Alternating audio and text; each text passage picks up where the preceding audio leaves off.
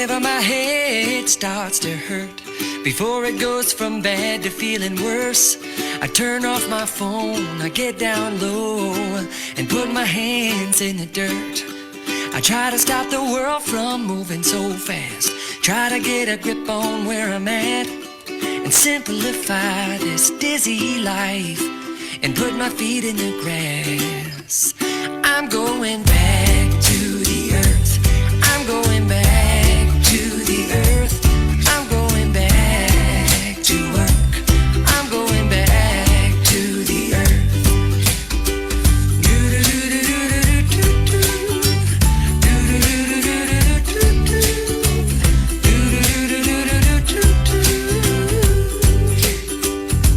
The only explanation for a high rise must be that everybody wants to get high and move on up to a deluxe apartment in the sky. Well, the higher we go, the taller we grow.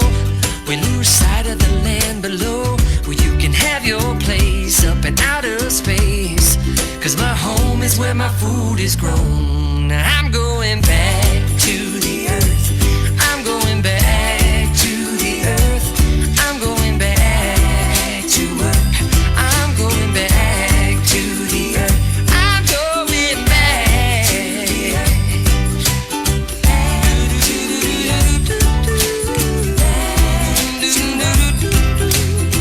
All right, let's get Jurassic on this bridge. We are animals. We are animals. We are wild. We are wild. It started with emotion at the bottom of the ocean. Now we're swinging from the tops of the trees. Oh, we are animals. We are animals. We are wild. We are wild. And to truly be forgiven, we must all get back to living with the land in harmony.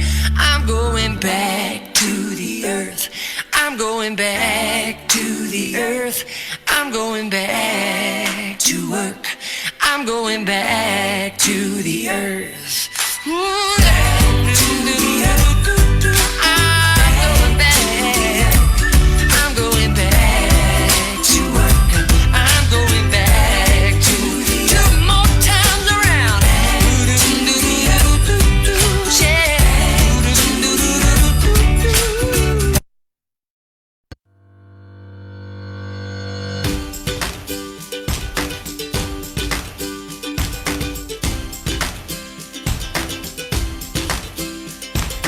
People ask me what my secret is. I just smile and say, follow me.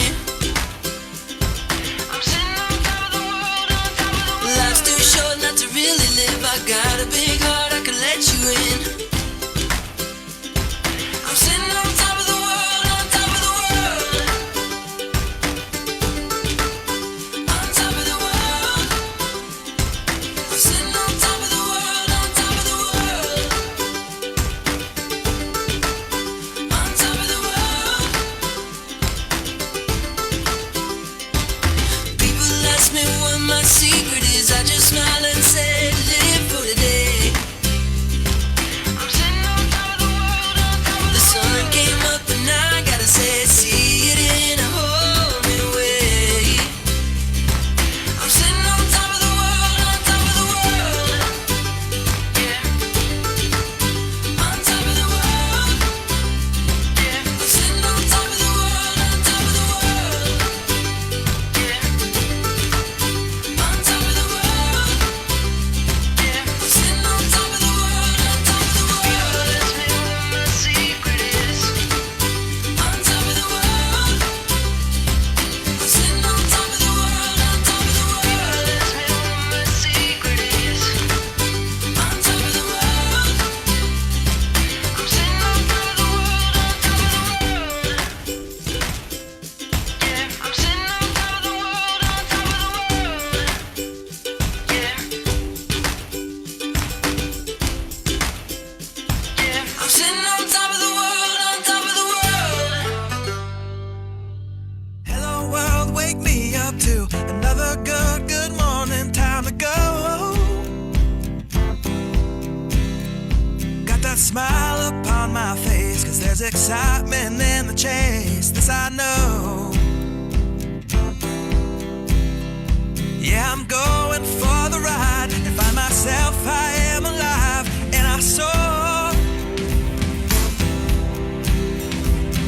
I run towards the wind and let the challenge draw me in, 'cause I want more.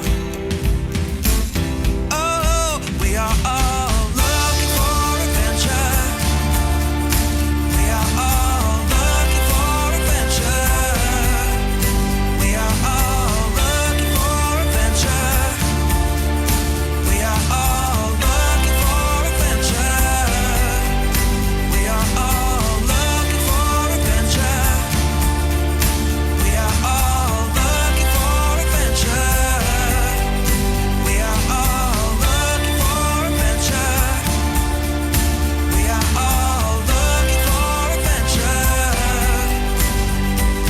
Oh, wake up heart and wake up mind, and see the world is yours to find. And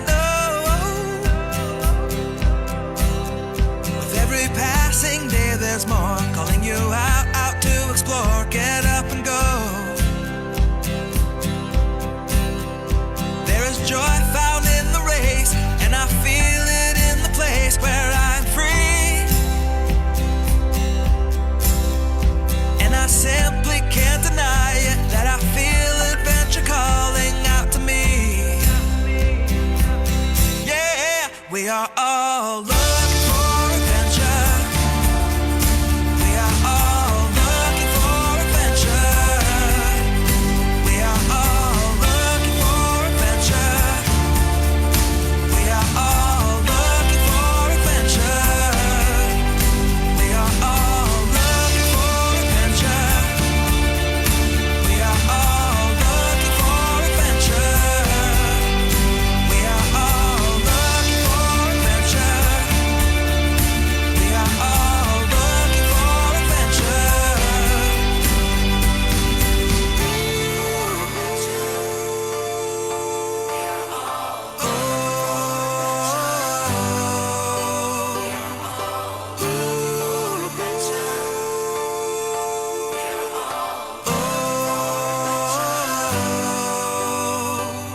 And I'm living free, living free, living free, and I was meant to be. Living free, living free, living free, and I was meant to be. I'm living free, living free, living free, and I was meant to be free. Meant to be free. Good afternoon, climate reality leaders, and good afternoon to our friends and fellow climate advocates watching our live telecast on Facebook. I am Nazreen Castro, your branch manager, actually, the branch manager of the Climate Reality Project Philippines, your host for today. So, today we are celebrate. This episode is also in celebration of our National Women's Month. This episode is entitled Ladies First, Filipinas is at the Forefront of Climate Action. This is indeed a very special episode because today we are putting the spotlight on women movers, shakers, and change makers for climate action. This is in line with the celebration of National Women's Month, which aims to highlight good practices, gaps, challenges, and commitments in pursuing gender equality in the country and empower Filipinos to be agents of change. This is why I'm really very excited for this episode. But before I forget, I would like to introduce my co-host for today. I have here with us our new Climate Reality Project Communications Officer, Kristine Galang, who we call KJ and the team. KJ? Hello, magandang hapon po sa inyong lahat. You may call me KJ, but I can assure you that I am no killjoy. We are gonna have fun today because this episode is also a celebration of some sort. We will be celebrating the power and impact of women leaders in the climate change movement. And if I may add, I am honored to be co-hosting this episode with you, Naz. Syempre, you're one of the boss ladies in climate action today, di ba? So we're also celebrating you and all our women climate reality leaders watching us today. We thank all of you for the things that you do in the fight for a more sustainable future for all. Kaya huwag na nating patagalin pa to. Simulan ko na yung pagpapakilala sa ating mga panauhing pandangal ngayong hapon. Our first speaker is a staunch environment and climate action advocate. She has worked closely with Ms. Gina Lopez and helped launch the Green Thumb Coalition in 2016. This coalition is composed of non-government and civil society organizations pushing to elevate different environmental issues to national and local candidates during the 2016 elections. She also helped convene the Piglas Batangas, Piglas Filipinas National Campaign, which gathered 10,000 activists to call against coal and dirty and harmful energy. Currently, she serves as the Deputy Executive Director for Operations and the Project Manager of the Supporting Women's Economic Empowerment in the Philippines project of the Philippine Commission on Women. Ladies and gentlemen, we have with us Miss Kristine Balmes. Di Kristine, good afternoon po. Hi, good afternoon, KJ and Nas. Good afternoon to all our viewers. Happy Women's Month to all, and in 2 days, Happy Women's Day to everyone. I am so honored to be with you today. So looking forward to our fruitful discussion this afternoon. Thank you, Didi Christine. Our next speaker is a senior analyst at the Institute for Climate and Sustainable Cities. And she is in charge of mainstreaming the gender and development agenda for climate planning. She is also a fellow of the Asian Consortium Women in Earth Initiative and a climate reality leader inducted last 2016. Let's welcome Ms. Danica Supnet. Hi, Danica.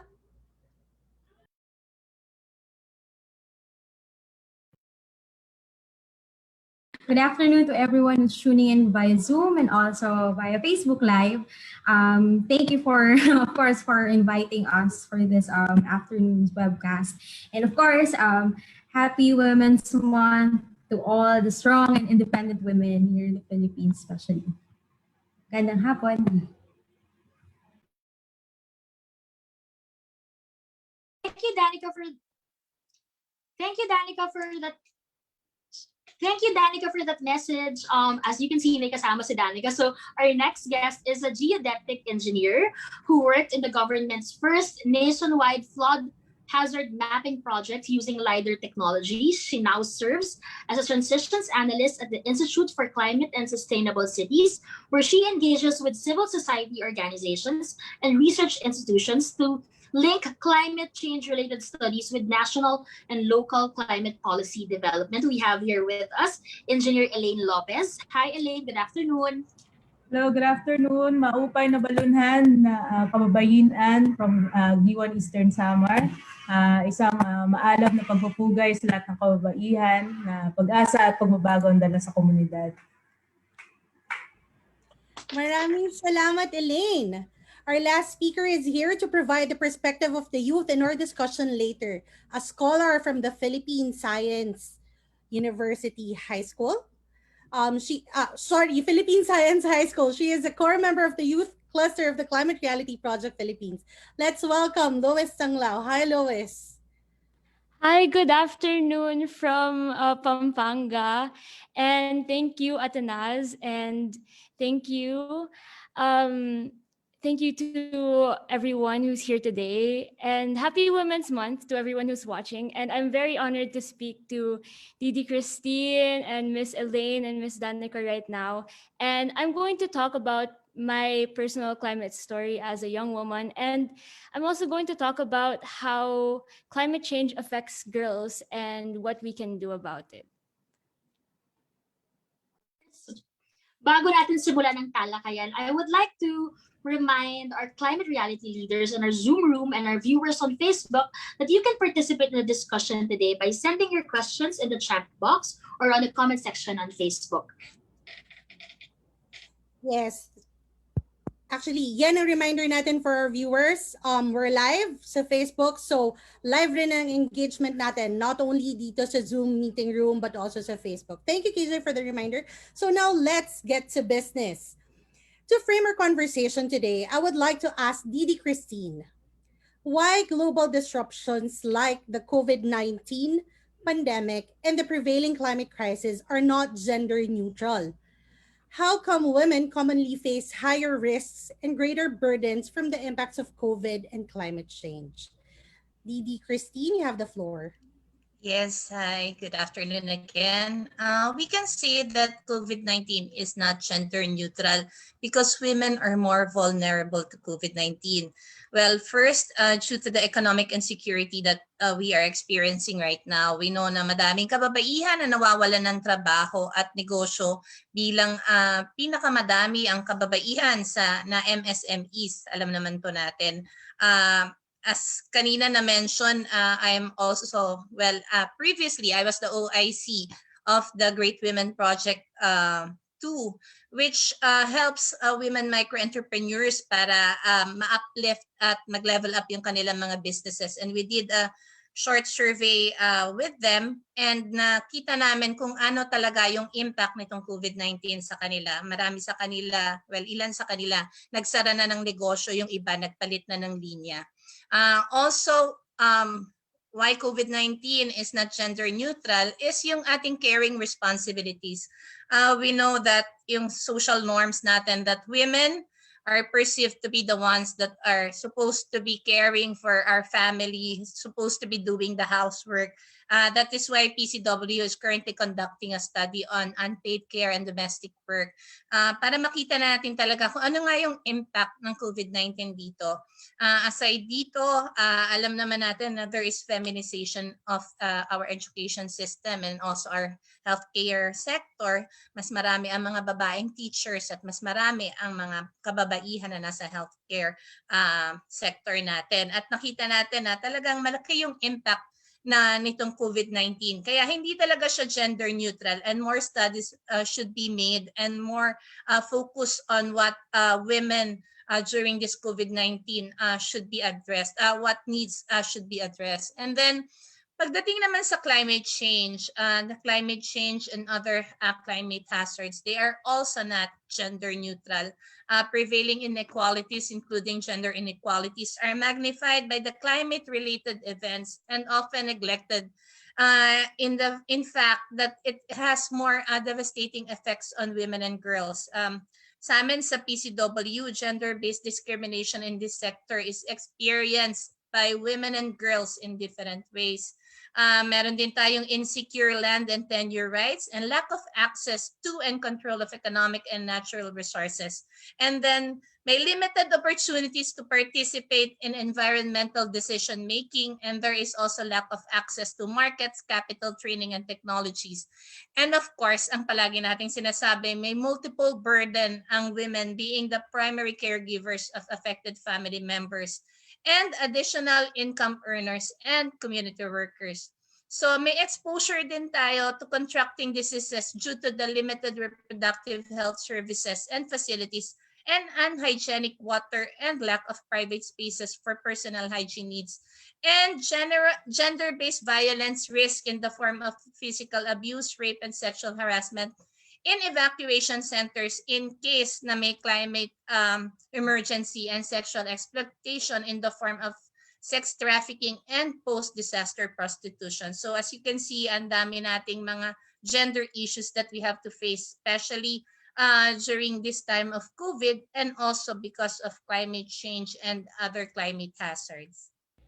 Yeah, salamat Didi Christine. Gusto ko lang sundan ng tanong. Since importante ang kabuhayan ngayon lalo na sa panahon ng pandemya at the same time impacts of climate change. You mentioned the impacts of the pandemic and climate change sa sa micro, small and medium enterprises. Uh, Anong specifically ginagawa ng government, Didi Christine, how to help these women affected na mga nagsarado yung maliliit nilang mga shops? Specifically, lalo na ngayong Women's Month because we are focused on women micro-entrepreneurs na enrolled sa Great Women Project 2. We have 831 micro-entrepreneurs that we are assisting. And actually, kahapon lang galing ako sa SM Aura and DTI together with PCW and UN Women hosted an event together together with SM, ini-involve na kasi namin ang private sector because we know na hindi enough yung resources ng government para lang matulungan sila.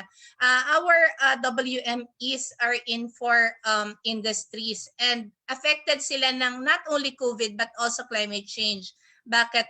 We have home styles and wearables. They use mga natural products like bamboos and mga abaka and other natural fabrics para makaproduce ng mga magaganda natin ng mga furnitures at saka mga damit. We also have processed fruits and nuts and sila din affected lalo na nitong time na nagmahal ang mga raw materials dahil nahirapan sa transport during the time of COVID-19. Another industry na apektado sa aming mga women micro-entrepreneurs ay ang processed food. Wait lang ha. Yung aming mga nagtitinda ng mga home styles.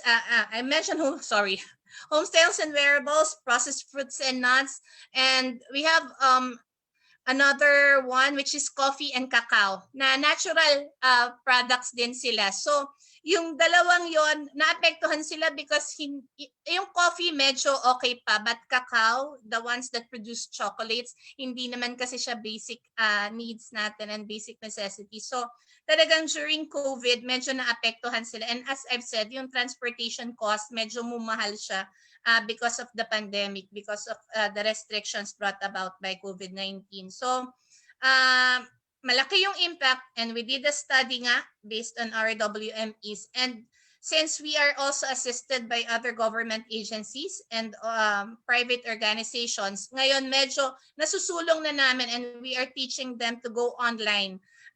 Medyo marami lang struggles pa rin because may mga requirements pala itong mga online platforms natin that they should be registered and marami kasing nag-shift ng business because nga yung access nila to the raw materials hindi na ganun kadali so they change their products so they have to register again. So medyo matagal pala yung process and ngayon almost 1 year medyo nakaka-recover na naman yung aming mga micro entrepreneurs and it is not only the problem for those enrolled in our program kahit si DTI, that's why they have this if you are familiar yung kanilang Mentor Me program, they are focusing this month to women kasi more than 60% pala ng enrolled sa KMME ay puro din kababaihan. So they have a special Women's Month mentoring program na kasama si PCW to make sure that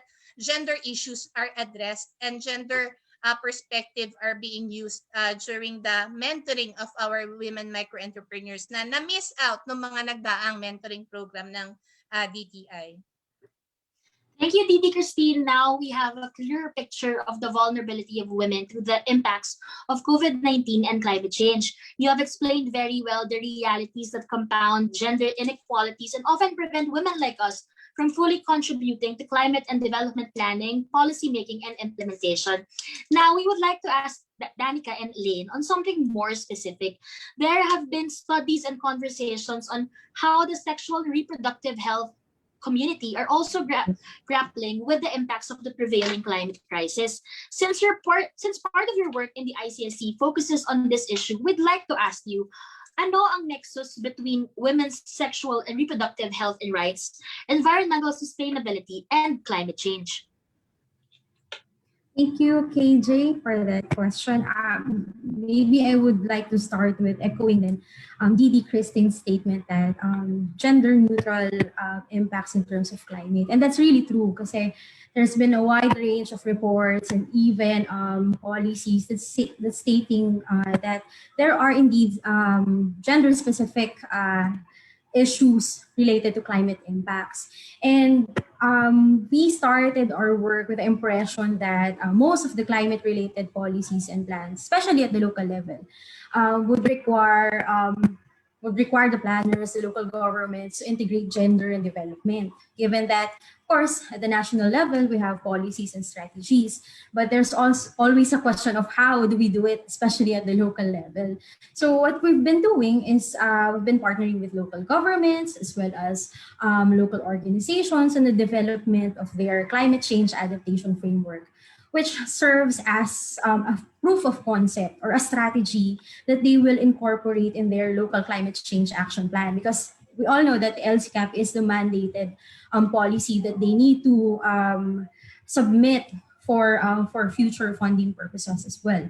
And what we've noticed, actually, it's not just us, even our partners, they are saying that it seems that the gender dimensions are often justified only through sex disaggregated data or numbers related to who are the most exposed from the specific climate hazards. So it seems like it's only related to representation and or recognition. But it's okay because that's the first step. Eh? If we don't recognize who, what, and how are things being done at the local level, who are the most vulnerable, parang pag hindi mo ni-recognize, parang ano yun eh, suntok sa buwan in terms of planning. So for us in ICSC, we are advocating that we should go beyond the documents to ensure that we have a really gender-responsive climate strategy, especially at the local level. And if we really want to see the gender-specific impacts, especially what you've mentioned, sexual reproductive health and rights, sa pagtitignan natin at first glance, ang hirap tignan ng direct connection niya, which is true. Because if we look at it at the climate perspective only, parang ang taling itahe ng impacts eh. In terms of an impact chain analysis, this is a tool that we're using to justify nga kung ano yung impacts, as well as kung ano yung mga specific climate stimuli, and of course yung hazards related, of course kung ano yung dapat gawin na adaptation strategies at the local level. But then, with our continuous consultation with experts, even with PCW, nakausap namin sila last year while naka-work from home kami to see kung paano ba magtutugma at the local level, because we are always seeing na may LCCAP tayo, may gender development plan tayo, paano natin siya itutugma in terms of understanding yung realities or yung issues at the local level. So although we are still at the early stages of our work, we've been learning so much nga with all the consultations, and even the ILG nakausap namin with this, and of course the Climate Change Commission. And we're seeing na when we talk about climate and also gender, we cannot discount the fact that health issues are also connected. Kaya pumapasok dun yung SRHR. If we will again look at another back step, pag climate uli and health, parang ang daling makita ng connection again. Because when we say, let's say, climate-induced health issues, parang it's usually related to, let's say, yung foodborne disease, vector-borne diseases. So ang dali nang makita ng connection. But then when we incorporate yung gender lens, the analysis part, makikita natin na it's not just that.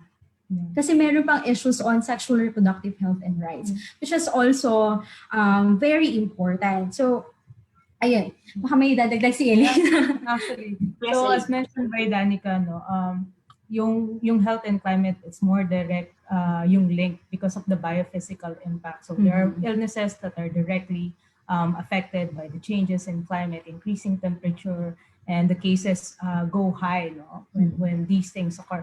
But looking at gender, it's more indirect.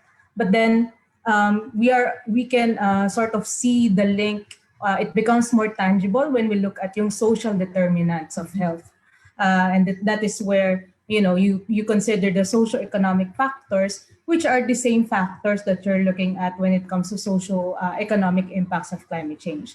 And now they play the role of being the aggravating factors, no, of the impacts of climate change. So this is where integrated analysis approach becomes really important to establish the link between climate change, gender, and health. And it should be done at the beginning of the planning process, not at the end of it. No? Na nakapag-identify ka na ng strategies and then you're implementing already the plans. Kasi you how can you address an issue when you are not able to identify it in the first place? So through the climate risk and vulnerability assessments, and then of course using your impact chain analysis, that is the only time that you can see yung possible links between those three, and also incorporating yung environmental sustainability, whether these are direct or indirect. And so kung merong ganong integrated analysis approach, no, again, these are parang we are still scratching the surface pa lang, no? And the recent workshop, we've been learning a lot. Say for example, we learned from our partners that they identified yung increase in the risk of gender-based violence kapag yung mga kababaihan, especially yung younger girls, they travel from their homes to the sources of water. And in D1, issue talaga yung diminishing potable water. And so that sort of dynamics, no, it's not as evident when you only look at yung climate impact. So you really have to dig deep, no, kung ano yung dynamics na nangyayari dun sa community. And yun din, I mean, of course, you have to acknowledge, no, yung diminishing potable water and other resources, these are affected by climate events such as yung ocean acidification and then yung sea level rise. So there really is, of course, these are observations, but we want to really establish yung kanilang, yung accuracy nila, or yung, we want to validate them. So there's still needed data and information to support these statements. And this is where science and evidence comes in, and to really look into yung vulnerability sort of factors, no, that are affecting these communities. So again, with integrated analysis approach, andun pa rin yung pangangailangan na magkaroon ng multi-stakeholder governance because of not only having the access to needed data information, but also in capacities to do these analysis. And then at the same time, no, if they're going to have these comprehensive plans, of course they have to have the means. So andun yung resource mobilization na kailangan parte ng lahat ng plans para matuloy sila. And again, no, yung value of having different stakeholders is mas marami kang napupool na resources. So yung burden is not only on the government, but in different stakeholders that are involved. So ayun, yun yung so far, no, na tinitingnan namin. And as much as we want to say, no, na that we already know or we have unlocked the mystery of the nexus, no, we are still learning from the communities, and we are very much excited actually in what we're learning from them. So yun. Thank you, Danica and Elaine. Mukhang ano talaga, no, there's a lot of work ahead, kumbaga. At nakisimula pa lang tayo. Pero based on what you discussed, parang nakikita ko na rin talaga yung kahalagahan talaga ng pagsulong ng education and access to sexual reproductive healthcare. Nakatahi din talaga siya sa pag-address ng problema ng climate change, di ba? So thank you. Mamaya, mas lalalim pa yung usapan natin tungkol dito. Now, we'd like to hear from the youngest among us today. Lois, there have been calls to realize the agency of young women and girls and the global response to climate change. Bakit nga ba may ganitong panawagan? What makes women, especially girls, vulnerable to the impacts of extreme weather events and climate change? Yeah, so I think that the other speakers said most of the reasons already. Kasi kulang talaga yung women in places of power, and like most of these problems actually stem from societal norms. Kasi 'di ba, usually yung mga babae, they're being told to just stay at home, just cook, clean, ganon. And they're not able to get access to quality education, or they're not able to get a source of income from outside. So this makes women more vulnerable actually to disasters and to climate change. Kasi, for example, pag may tinatanim sila, those crops can be destroyed because of climate change. And actually, aware na ako dati sa class and race differences in vulnerability to climate change. But then, it's only when I started reading that I noticed the effects of climate change on women, especially because I know it's not really highlighted in the news or anything. So since the other speakers already said like most of the reasons, I'd like to highlight education, kasi girls, young women yung pinag-uusapan.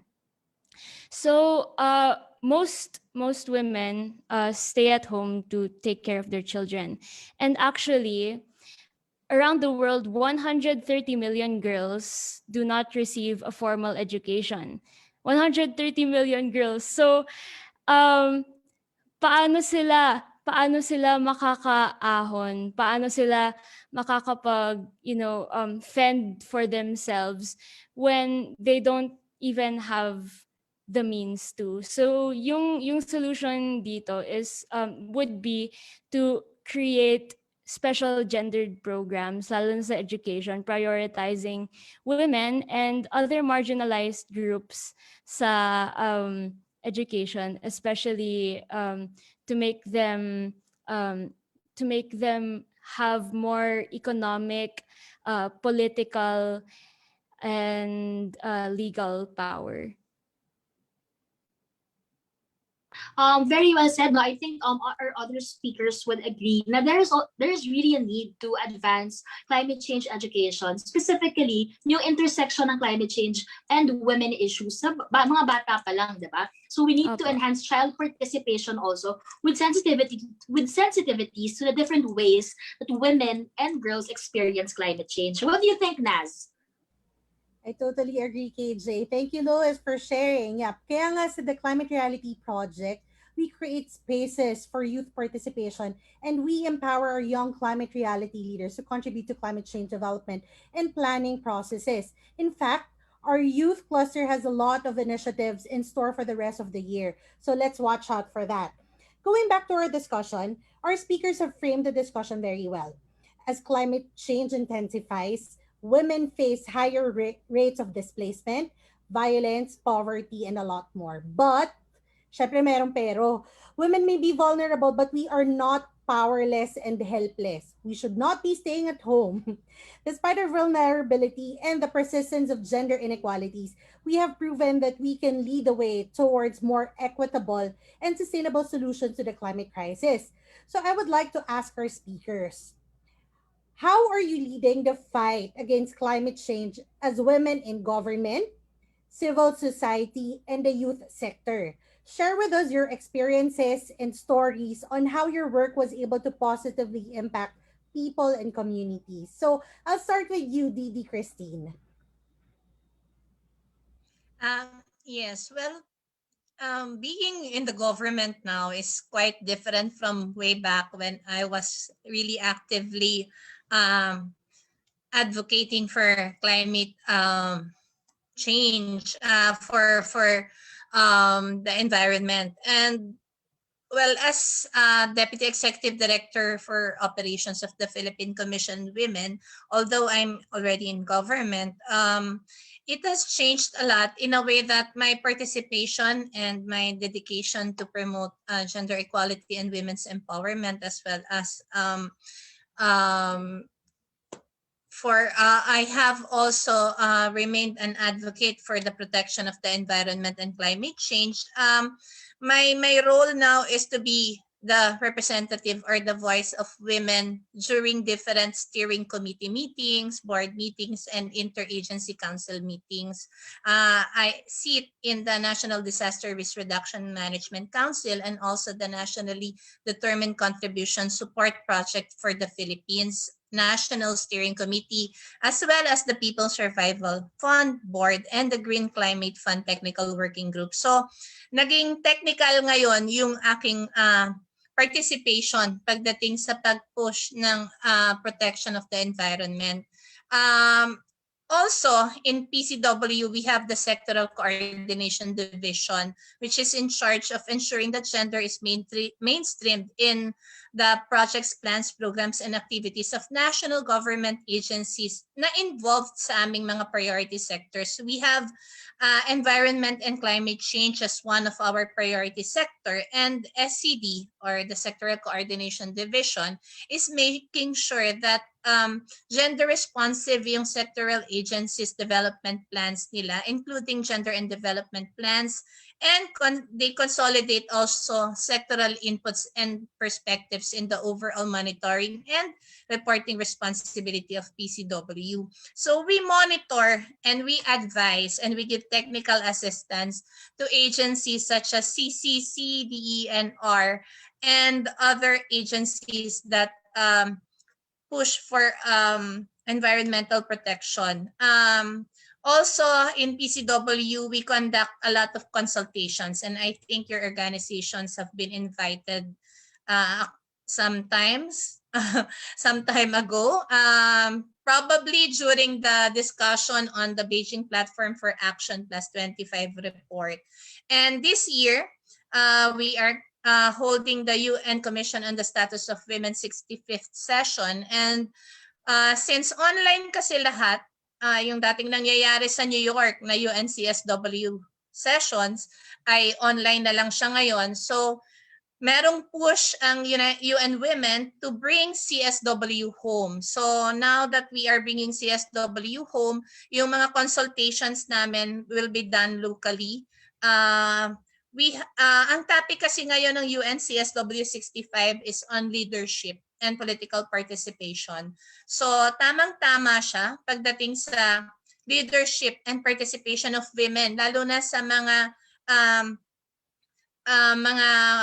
nasabi ko na mga committees and councils that discusses kung ano ba yung dapat nating gawin para maprotektahan ang environment natin. So sadly, sa NDRRMC, parang dalawa lang yata kaming babae na uma-attend most of the time. And bihira kaming matawag. The other one is from NAPSI. So, yung participation natin doon medyo kokonti. And we are pushing for that na mas dumami pa yung members ng NDRRMC na kababaihan para marinig din naman yung ating boses.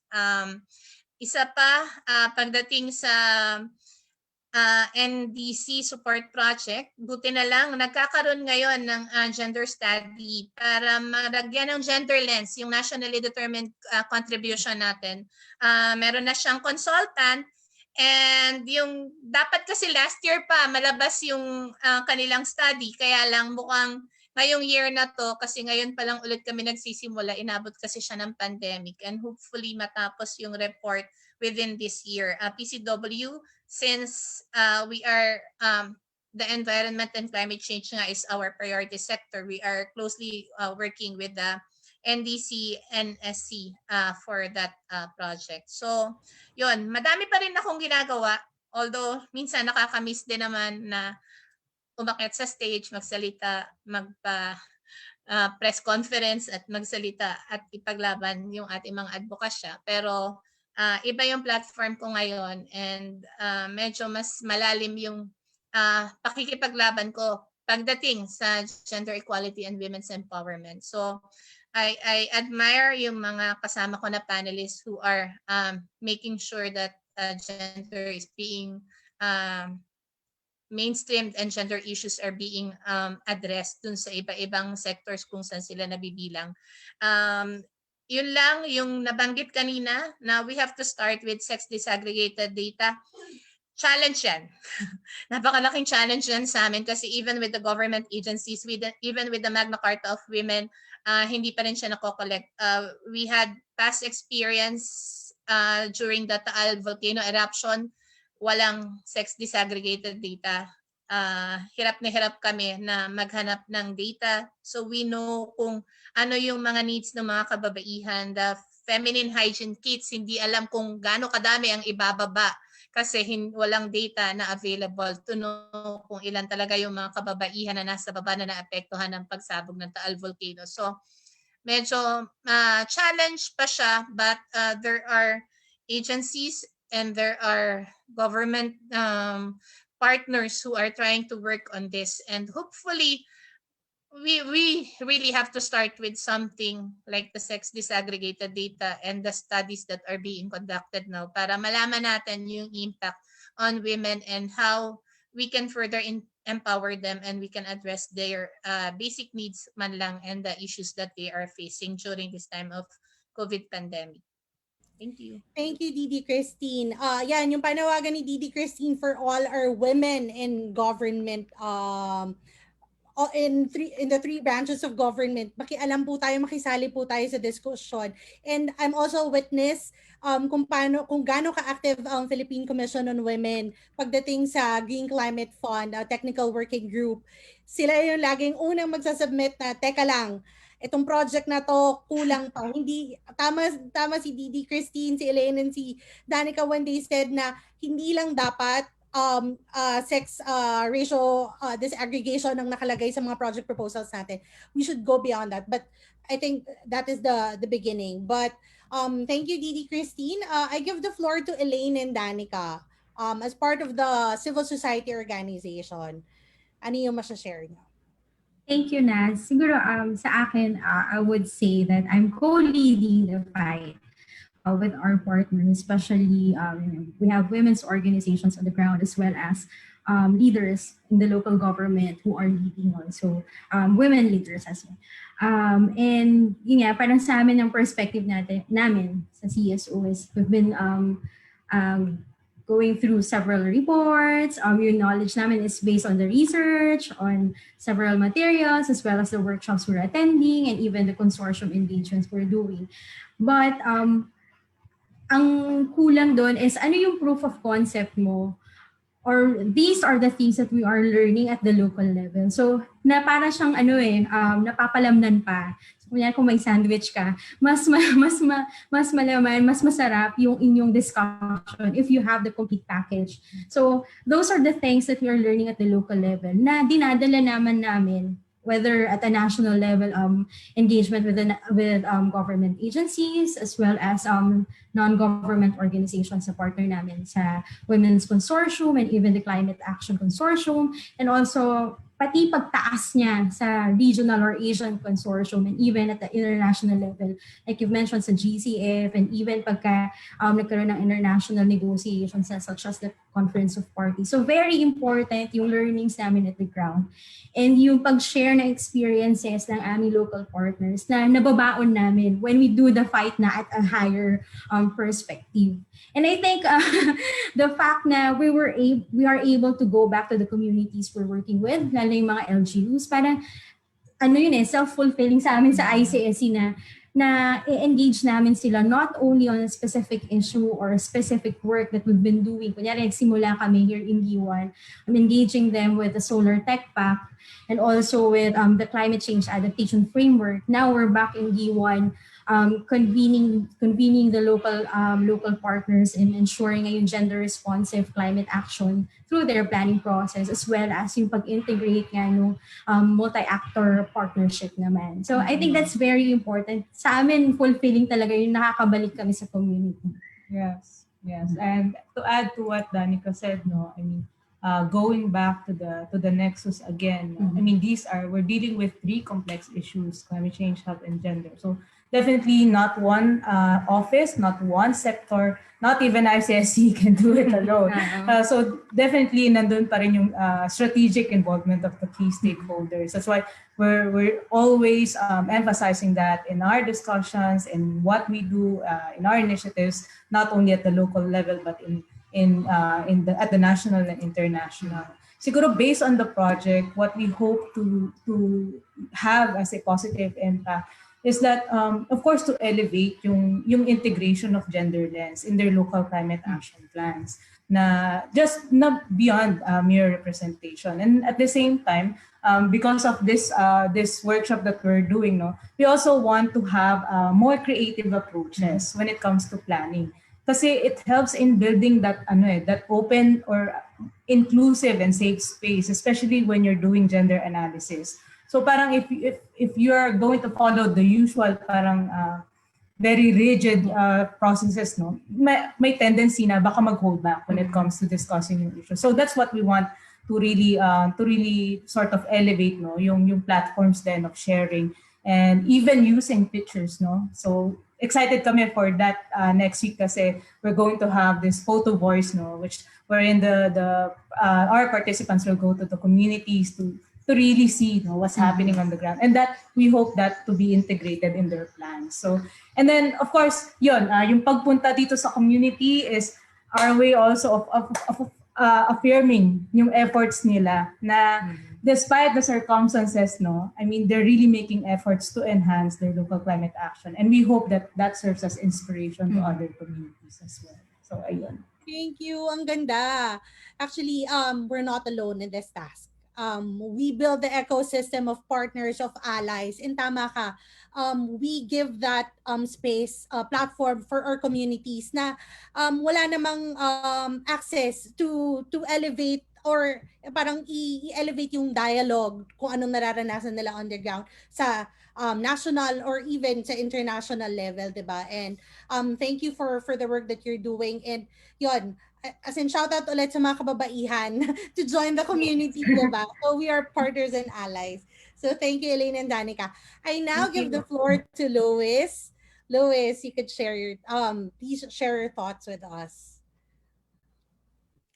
Hi, hello. So, first of all, ang gagaling ng mga ibang panelists. Like, nawaw.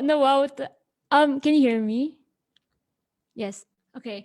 Nawaw talaga ako dun sa sinabi nila about working with the Philippine Commission on Women and empowering local government units as in tapos actually before this kinabahan nga ako because like I was like, oh grabe ang gagaling ng mga to, why am I still doing this?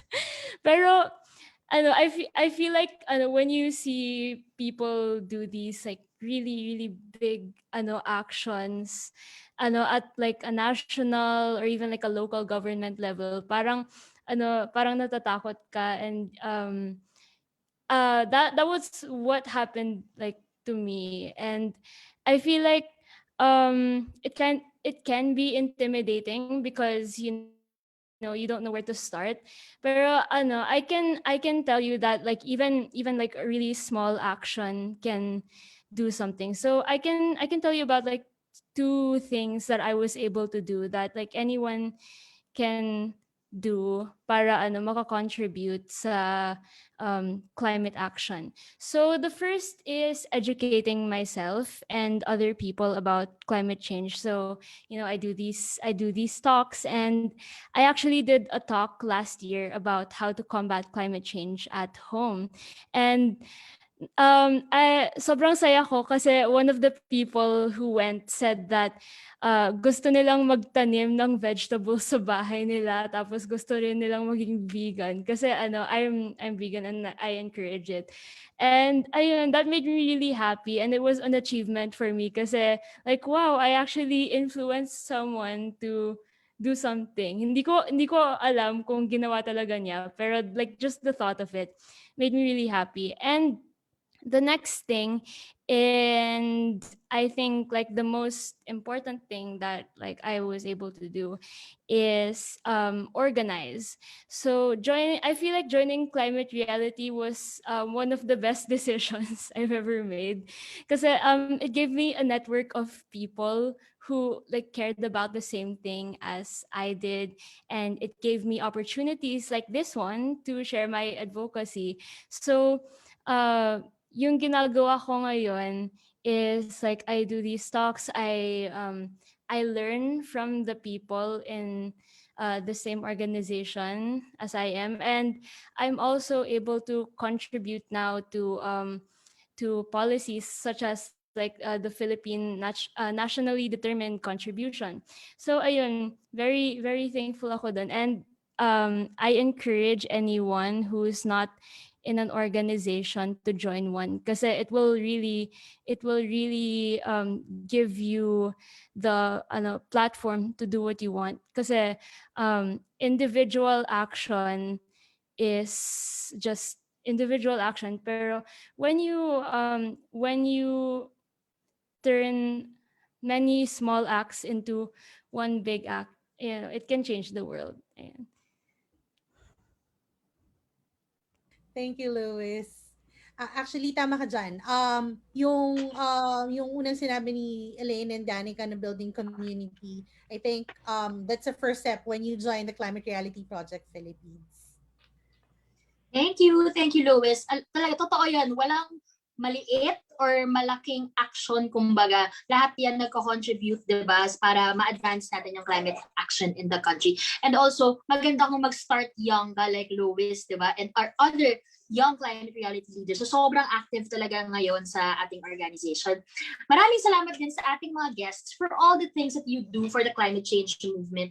Sobrang laki ng contribution nyo sa pag-ensure ng gender-lensed climate action in the country. Syempre, your work inspires us, the rest of us, to step up as well and contribute in our own ways. Kaya palagay ko, importante talaga yung pagkakaroon ng role models that could inspire and motivate us to do more, di ba? So yung next question natin for our guest is this. Who are the women leaders in the climate change movement that you look up to, and what did they do to inspire your climate activism and advocacy? Let's start with Kristine. Syempre ako si Ma'am Gina Lopez. Because we know her naman siguro. She's bold, she's loud, she speaks her mind, and she walks her talk. So, kumbaga, if there is someone na sana magkaroon pa ng isang katulad niya ngayong panahon na to, because we really need a champion right now na parang magpupush and can really influence. I remembered one time I was talking with someone from Malacanang and sabi niya, hindi ko alam kung na-share to sa iba, but sabi niya in one flag raising ceremony during the time of President Noynoy Aquino, Ma'am Gina came. Nasa Laguna Lake pa lang yata siya before. And then she instructed everybody, no walang nagawa si Presidente, basta sinabi niya, linisin niyo tong estero sa tabi ng Malacanang. So, parang hindi daw na sila nakapalag because it was Gina Lopez. So, they started cleaning up every Friday. Nag-procure sila ng boots, ng gloves, and lahat. Hiniram nila sa DPWH yung mga panghukay ng mga at nilinis nila yung tabi ng Malacanang. And they said that even undersecretaries and secretaries were there cleaning the estero beside Malacanang because of Gina Lopez. So we really need someone like her. And I truly admire her for her dedication sa kanyang advocacy. And sana magkaroon pa ng isang ganon, yung talagang may strength and may napaka-fierce na susundin mo na lang siya because you know and you trust her and because you know that what she's fighting for is good for everyone and will be good for the country. So, yun, nakakamiss lang. Sana magkaroon pa ng isang katulad niya. Thank you. Danica, you have the floor. Yeah. Thank you, KJ. Siguro sa akin, ito kilala to ni Naz. Si Ma'am Lourdes TV. I think naging guest din siya sa previous Klimatotohanan. Si Ma'am Lourdes is, of course, a Filipino climatologist, scientist, and also a member of the National Panel of Technical Experts. And she's also ICSC's Climate Science Advisor. Si Ma'am Lourdes kasi, nakasama ko na ever since we started the low onset event research in ICSC. So ito yung, ako din, very inspiring siya kasi ito rin yung pinakaunang research agenda na hinawakan ko na project sa ICSC. And we've been doing it until now with her. At yun yan, she's very inspiring lalo na sa team namin kasi she's very tireless talaga.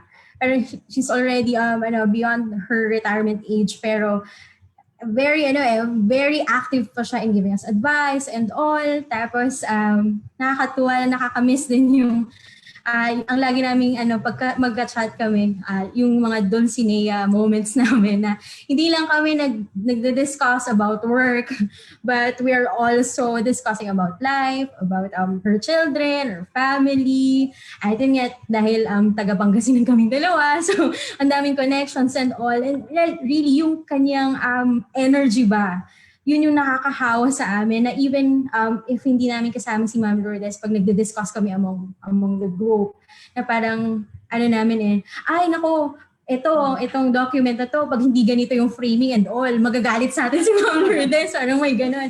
Dapat ayusin natin. Kasi talagang dinidiin sa amin ni Ma'am Lourdes kung ano ba talaga yung importansya ng science and evidence-based approach in terms of climate planning. And dun na-engrain yung aming agenda and all. At with Ma'am Lourdes as one of our advisor, lumaki pa yung pamilya namin. At mas marami pa kami naging advisor sa ICSC. And yun, si Ma'am Lourdes, kahit nasa Sydney siya ngayon, very active pa rin siya. And we are very happy. At syempre, miss na namin siya. Yes. Ayun. Ayun. So very fortunate kami to have Ma'am Lourdes as our climate science advisor. Siguro dagdagan ko na lang din na worth mentioning din. Siguro yung inspiration that we get from our local partners, no? Especially the women's groups. Siguro ako, based on experience, I've worked before with Ma'am Judita of Action sa Kahandaan sa Klima or ACMA, no, na first president siya of that organization na babae. And then, of course, there's Miss Alma Latina from Sulong Suluan, yung women's group that serve as RE champions or renewable energy champions here in Eastern Samar. And then, of course, yung siguro kaya inspiring din, parang you see them that are really passionate in terms of really advocating yung climate action in their communities while addressing as well yung kanilang, yung social and cultural norms na naglagay sa kanila sa hindi ganun kagandang or disadvantageous position. No? So, ang daming binabangga na hindrances na pero hindi mo yun naramdam dun sa talagang action na ginagawa nila. So yun, and then being me transdisciplinary, I mean from an engineer and then now I'm doing community development work. And dyan pa rin yung learnings ko from my previous professors like siguro Dr. Amarilis Torres from CSWCD na on gender responsive planning, and Dr. Rodora Gonzalez from UPGE who is very passionate about human-centered mapping. So yun, yung mga ganun na parang it's really inspiring na ang dami nilang nako-cover na areas na very relevant in our time. So yun lang. Thank you, Danica and Elainne. Sobrang inspiring, no? Parang kahit hindi ko kilala, si Ma'am Lu lang yung kilala ko dun, pero parang feeling close na ako dun sa mga kinuwento nila eh. Alam mo yun? Yung parang nakakahawa yung yung power, yung inspiration na nakuha nila from them. So, okay, thank you, Elainne and Danica. Eloise, you have the floor. Sino naman ang idol natin? Idol mo? So, gusto kong mag-mention ng dalawang climate activists na naging inspiration ko. Una, I feel like everyone knows her, si Greta Thunberg. And naging inspiration ko siya kasi I remember nung 2019 ata yun, yung unang yung global climate strike. That was amazing na parang na-realize ko doon na possible yung global participation when like we all care for one cause. And may nag-organize kasi ng climate strike sa school namin. And then ayun, nag-attend ako. And like, na-feel ko talaga yung emotions.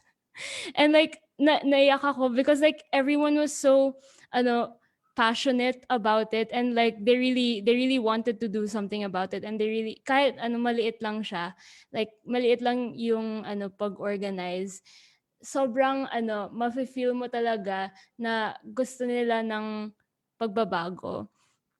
And yung second inspiration ko is si Ate Mitzi Janelle. And she's, if you don't know her, she's the founder of Youth Advocates for Climate Action in the Philippines. And ayun, naglo-look up talaga ako sa kanya because like I met her nung 2019 din. She gave like a talk at our school. Tapos parang na-inspire talaga ako because this was someone who ayun, lived in the same country as me, and I was able to meet her. Tapos, yung ginagawa niya, she's a climate activist, and um very ano, if any of you are like are activists, alam niyo na super dangerous siya. Like madaling ma-target yung mga tao na nagiging activist. So nawawaw talaga ako sa kanila because like they have the guts to call out the government, call out big companies. Tapos di sila natatakot na baka kulong sila or baka mamatay man sila. Because like they really really really care about this cause and they're willing to do anything for it. So ayun, kaya um I want to be like I want to be like as passionate and driven as they are to solve the climate crisis. Tapos aside from that, syempre yung mga yung mga fellow climate reality leaders ko because sobrang hardworking talaga nila.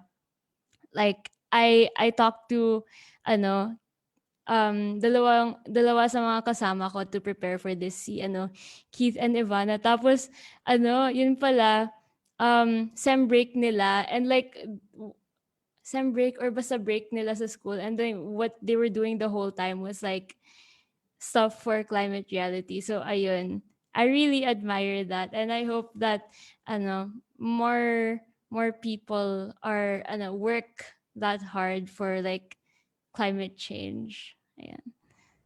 Thanks, Lois. Actually, ikaw rin, you're one of our most active climate reality leaders, you and your sister, Ari. So, thank you. So, sila yung core members of our youth cluster together with Ivana and Keith, who's also here at the Zoom. So, iba talaga ang power ng kababaihan, KJ. So, across all sectors, women's innovations and expertise have transformed lives and livelihoods and increase climate resilience and overall well-being of communities around the world. And we are happy to pay tribute today to the many contributions of women in climate action as decision makers, stakeholders, educators, carers rather, and experts across sectors and at all levels. Very parang festive din tong episode talaga na to. Kasi may nag-celebrate din talaga tayo. But before we proceed to the next segment of our show, narito muna ang ilang paalala. We are inviting our Filipino climate reality leaders to join the Klimatotohanan webcast production team. Klimatotohanan is the fourth nightly webcast of the Climate Reality Project Philippines, showing every other Saturday, 4 p.m. to 6 p.m. in the afternoon. This fortnightly webcast is a venue for dialogue among Pinoy climate reality leaders to increase their knowledge and deepen their understanding of climate change and help them challenge themselves to take bolder climate action. If you cannot join the production team, we invite you to watch the webcast and join the discussion. You can also help us promote our episodes. You can share the webcast on your social media accounts or host watch parties of the webcast within your network. We are also inviting all Pinoy climate reality leaders to join the youth cluster of the Climate Reality Project Philippines. All climate reality leaders between the age of 15 and 30 are welcome to join the youth cluster. Please check your emails for all the details on how to join the Facebook group and Discord group of the youth cluster. And reminder, the Youth General Assembly is scheduled on March 13 at 2:30 p.m. until 4:30 p.m. The youth core members have prepared a very exciting program for all our youth leaders. Kaya join na! So now we move on to the next segment of our webcast. In this segment, we will discuss naman the national and global policies and frameworks that promote and support gender-responsive climate actions. So at the global level, we know very well that the Paris Agreement wouldn't be what it is today without action from strong women from around the world. Nandyan si Cristiana Figueres, the former UNFCCC Executive Secretary during COP21, who spent decades working towards an ambitious and equitable final text. Nandyan din yung current UNFCCC Executive Secretary natin, si Patricia Espinosa, who is now facilitating the development of the Paris Agreement rulebook. So we'd like to ask Danica first, no? Does the Paris Agreement recognize the critical role of women in achieving its goals? Ano yung mga references and provisions in the Paris Agreement that ensure gender equality and women empowerment?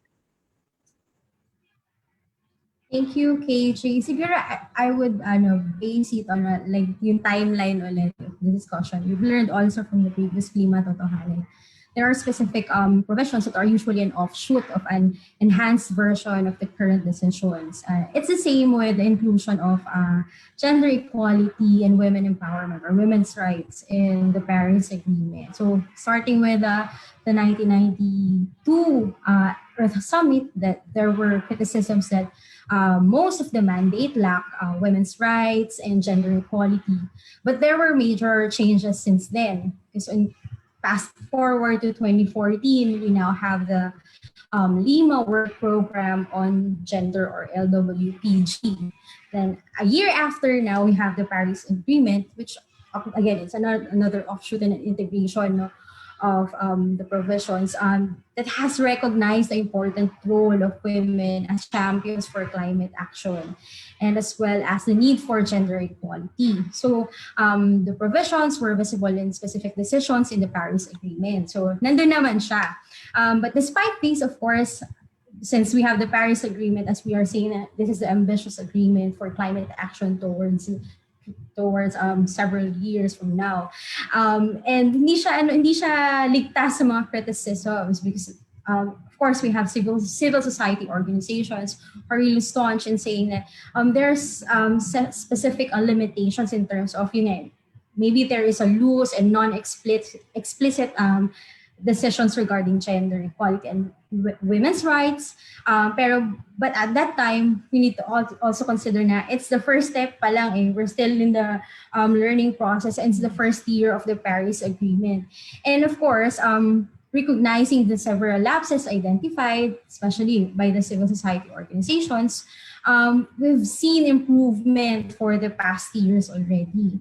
Now, going back to the LWPG, na-extend siya for 3 years last 2016. And there's a 2-year gender action plan that was adopted in 2017, which was both reviewed, particularly on how these were implemented. So 2019, ni-review siya in time for the adoption of a 5-year enhanced Lima Work Program on Gender and its Gender Action Plan at COP25 in Madrid, Spain. So yung huling COP natin to.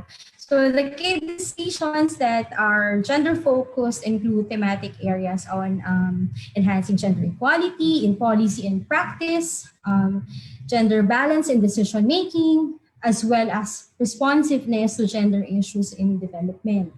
Like we said, na ang trajectory naman, of course, ng ating agreements, it shouldn't be only focused on climate per se, but dapat development siya because we're looking at a long-term scale in terms of action. So with this, monitoring and evaluation, of course, of climate policies and action, especially at the national and local level, are crucial to ensure yung gender responsiveness na hinahanap nga.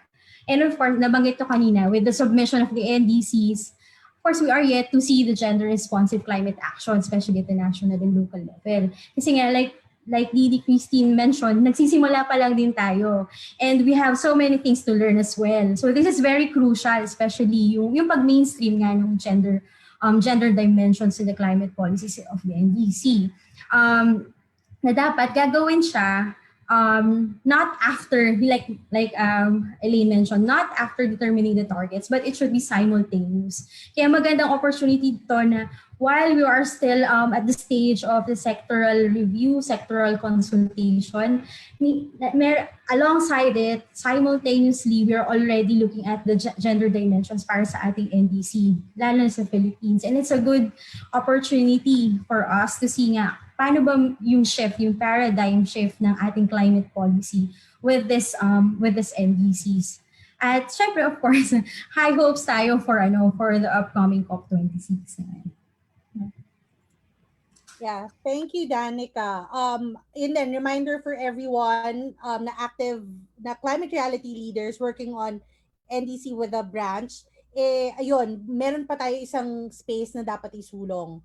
'Di ba? So, hindi lang dapat I just want to underscore na sabay ang pag-identify ng gender lens at the same time yung policy and measures to identify, lalo na yung doon sa conditional part ng ating NDCs. So, it's clear na ina-acknowledge naman pala ng Paris Agreement na yung mga approaches that empower women are the approaches that have the best chance to address climate change. However, there is a need to ensure that this is also further reflected in the Paris Rulebook. Ito yung comprehensive guidelines in implementing the agreement that the global community aims to complete in the upcoming COP26. This is why we need to participate actively. Yan na, may shout out na for all who's active the NDC process in the upcoming negotiations. So mula from global, let's move naman to the national level. We are so honored to have BD Kristine, who is one of the principals at the Philippine Commission on Women, the country's primary policy-making and coordinating body on women and gender equality concerns. So our question for BD Kristine is, how does Republic Act 9710 or the Magna Carta for Women ensure the meaningful participation of women in the government's climate and development planning processes?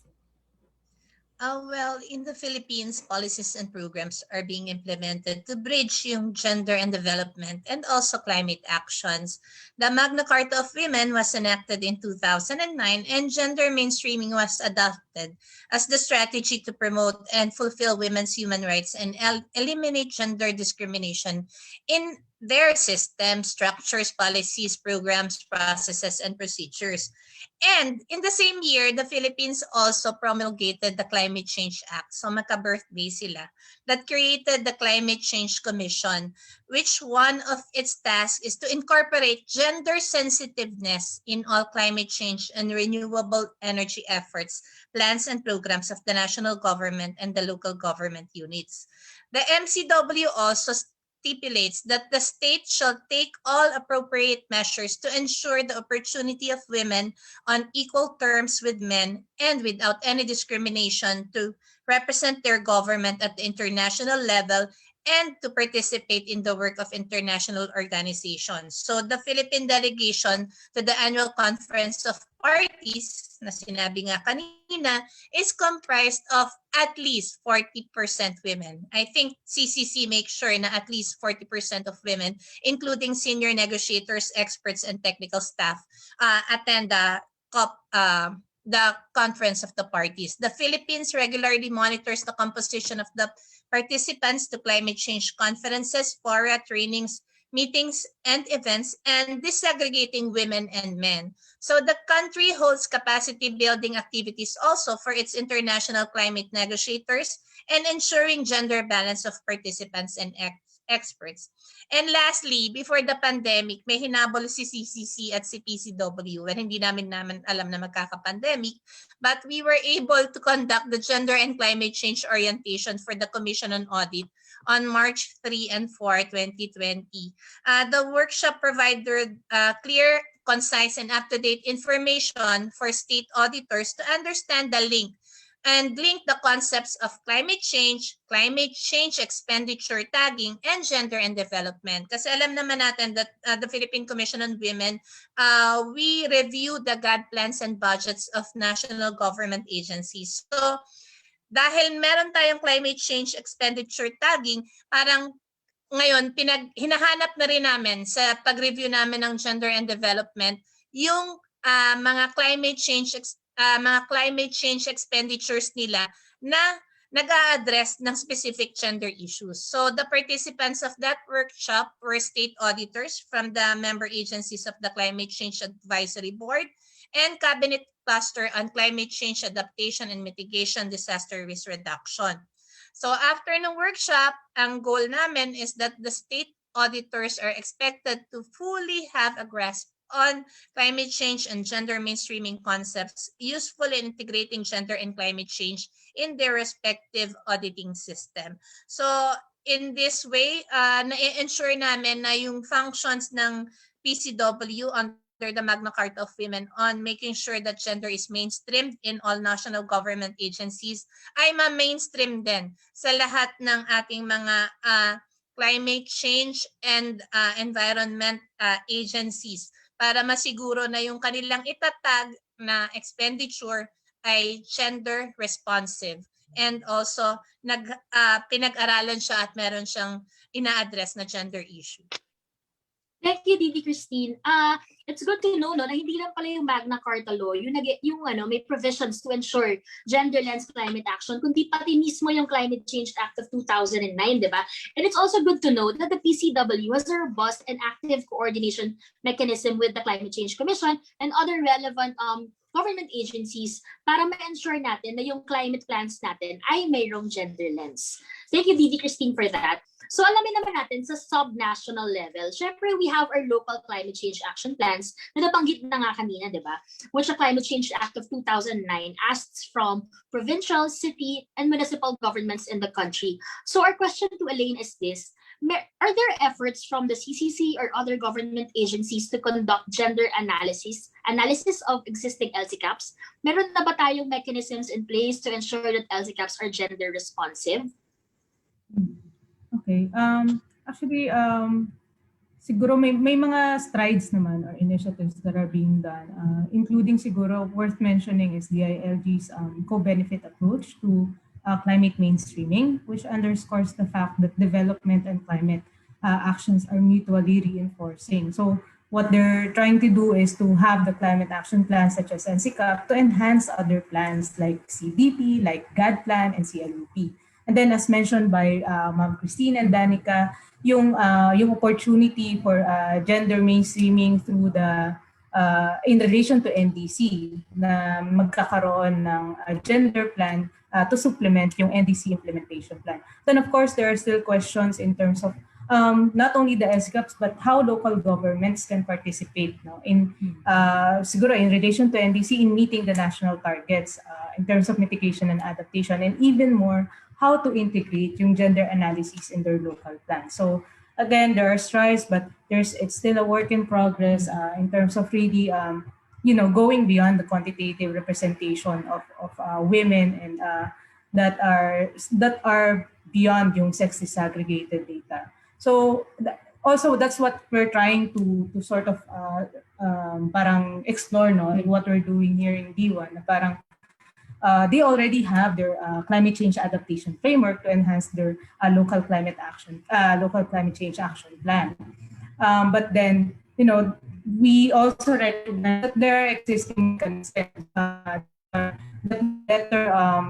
would help in integrating yung gender analysis. So in their SIDRA, in their impact chain analysis, we're also looking at yung tinatawag na hagadaga or yung harmonized gender and development guidelines, no. So just to make sure na walang magiging conflict, no, as they improve their climate change action plan and as they try to address yung gender issues, paano siya i-monitor and i-evaluate. So andun yung parang recognition na there are existing mechanisms already or guidelines already that they just have to incorporate or sort of align, no, kung ano man yung added value or idadagdag nila sa kanilang climate change adaptation framework. And again, that comes from the recognition that climate change is not gender neutral. So hopefully the lessons, no, and the tools that from the engagement will provide yung inputs in developing pa yung tools and framework for upscaling and replicating kung ano man kung maging successful tong yung sa GIWA namin, that would be replicated as well in other areas. To really ensure that yung climate adaptation strategies are not only addressing yung climate impacts but also yung gender specific na impacts nito, and at the same time yung health din na link din naman. So again, in terms of adaptation, you're building the capacities of not only the community, but it should be tailor fit doon sa gender specific needs ng members of the community. And hopefully as well, no, yung experiences na to would be amplified to also inform yung international na parang, of course, yung minention ni Danica, that there really are efforts, but then missing pa rin yung local, yung proof of concept, yung stories on the ground na existing naman na yung mga practices, pero yun nga, it doesn't get there. So, andun pa rin yung, kailangan pa rin natin, no, na magtulungan, no, to really get it there. So, yun. Thank you, Elaine, for walking us through the current state of gender mainstreaming and local climate plans. Actually, meron kaming, actually, what you have identified as gaps is also an invitation for other climate advocates, diba, na makisali sa diskusyon. And yung opening of spaces kung saan pwedeng tumulong. Meron kaming joke dyan na yung climate change action, adaptation framework that would complement our LCCAF. LCCAF ang tawag namin dyan. It's a combination of LCCAF and, diba? So, Makes sense. yeah. So, dahil yan kay Jansen. So, if we could just, we want to replicate, diba, yung pag-roll out nitong climate change adaptation framework and eventually plans in other localities in the Philippines. So, we hope that your work in ICSC together with Danica makes a difference in making our LCCAF more gender responsive. Okay, to provide the perspective of the youth, we'd like to briefly talk about Mock COP26, organized and participated by youth climate advocates around the world last year. The goal of the event was to continue the climate conversations despite the postponement of last year's COP due to the COVID-19 pandemic. The event culminated with a declaration that communicates to the world leaders the demands of the youth in addressing the climate crisis. So, Lois, we want to know, as our youth representative here today, to share with us what the declaration say about the role of women and children in climate action. So, Lois, you have the floor. Yeah, thank you, Atunaz. So, I'm actually glad you asked this because I have some friends who are organizers and also delegates in Mock COP 26, and I really liked this event because it showed how much youth participation was possible, and it showed how much the youth actually wanted there to be a COP 26, because like they weren't willing to wait for the adults to do it, so they just did it themselves. And it's possible for people our age to do those kinds of things. So what this declaration says is, first, that women, children, and other marginalized sectors are disproportionately affected by climate change. And this is true. You can see it. You can see it everywhere you go. That um, may may people talaga na mas affected than other people. That's why in Mock COP 26 they put emphasis on making their representatives and making the people who worked on the event as diverse as possible. So mas marami yung tao na galing sa Global South, and they made sure that um, there was an equal amount of men and women, I think, to work on it.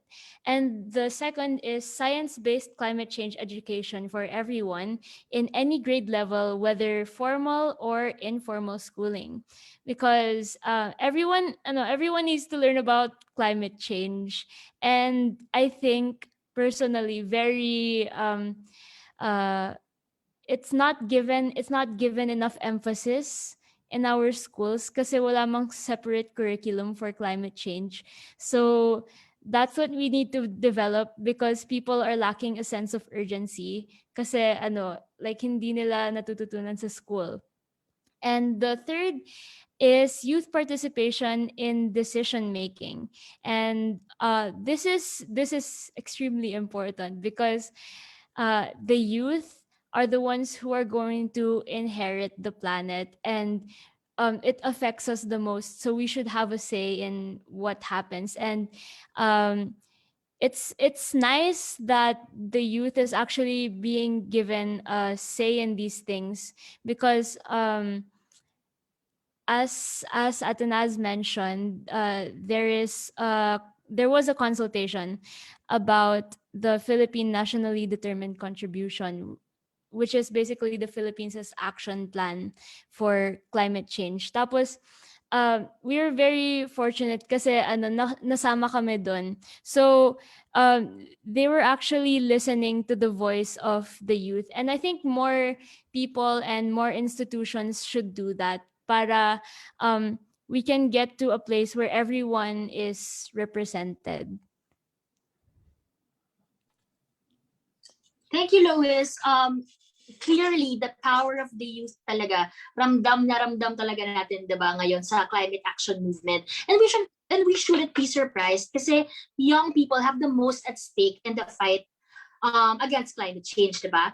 So thank you for that. And now to conclude our discussion and to conclude this segment, I'd like to ask our guests, how can we further mainstream gender in our national and local plans? What needs to be done and what needs to be changed kung meron man? We'll start with Didi Kristine.